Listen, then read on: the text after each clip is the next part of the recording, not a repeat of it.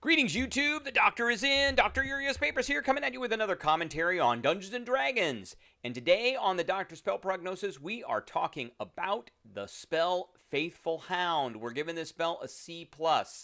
But first, don't forget to hit that subscribe button. If you like this video, hit the like button. And if you have any questions or comments, please leave a question or comment. Okay, so we're giving this a C+. This is a pretty standard spell. It doesn't do a whole heck of a lot combat-wise. Out of combat, there are some useful things. We'll talk about that. But, for the most part, it's pretty straightforward. All right. 4th level spell, 1 action. It is usable only by wizards. Why it's not usable by sorcerers? No idea. Why it's not usable by artificers? No idea. But why it's not usable by bards or warlocks? No idea. They just chose it for wizards. There's a range of 30 feet. Verbal, somatic, and material component. It lasts for 8 hours. It is not a concentration spell, so this is kind of a freebie. It is going to take a 4th level slot, and it is going to take one of your spells because it's not a ritual. It's going to take one of your choices, one of your preparations, but once you cast it, it lasts for 8 hours. And it is from the School of Conjuration, which the School of Conjuration is kind of bad for wizards. So you can conjure a phantom watchdog in an unoccupied space that you can see within range, which is 30 feet, which is not... You kind of want to have this near you. So let's just put it that way. You want to summon this so that it is adjacent to you. And it remains there for the duration. That's kind of a sucky part. So, this would be a much better spell, and I believe that versions of the spell in the past, from Advanced Dungeons & Dragons up to 3.5, did have this so that this dog moved around with you. Now it remains in place for the duration of the spell, or until you dismiss it as an action, or until you move more than 100 feet away. So, the Hound is invisible, so it can't be...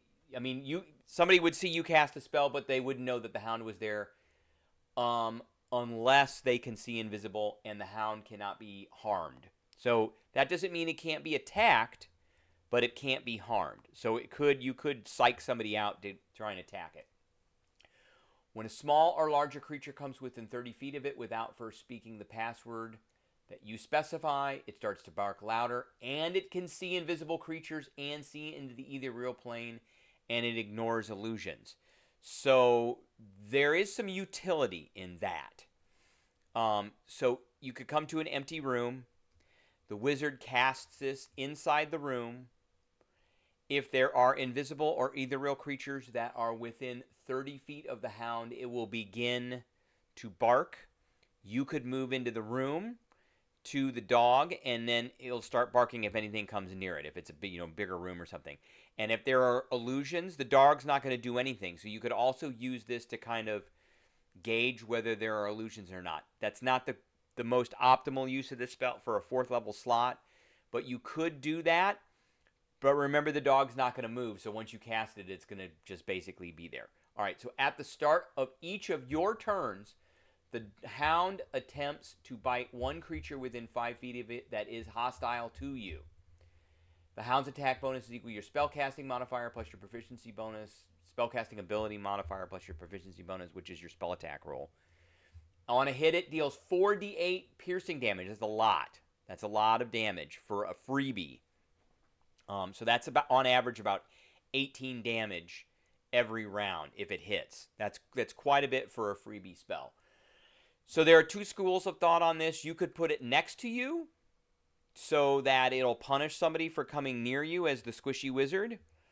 Or you could strategically, in combat, put it in a place where you want to limit the movement of your opponents. And so if they come in that area, they will get bit, or when they start their turn, when you start your turn, if they're near it, they will get bit as well. But remember, once they go by it, it only does that to creatures within 5 feet. Then it's going to start barking, and that's just a mess. So they can get by it. The most that'll happen is they'll get attacked once. If you summon it near you, that is adjacent to you, then if something comes up to you and tries to target you and it's within melee range, even if it's got 10-foot reach, remember, if you put this thing in front of you and something's got 10-foot reach, it'll still be adjacent to the dog, which means it's within 5 feet. You're gonna punish that thing for trying to come after you, and maybe you'll give it a second thought about that. All right, that's what I got for everybody today. I appreciate everybody tuning in, and I will catch everybody later.